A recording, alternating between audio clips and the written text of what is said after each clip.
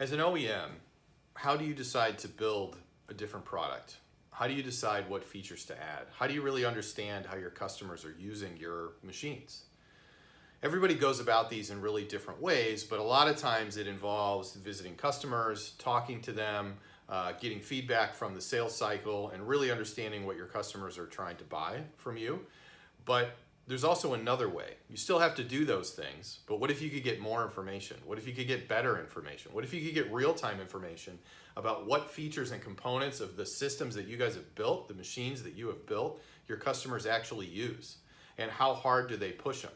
With SensorTrack's OEM Analytics, you can actually do that. You can get visibility into any of the data that your machines produce and understand how your customers are using that machine.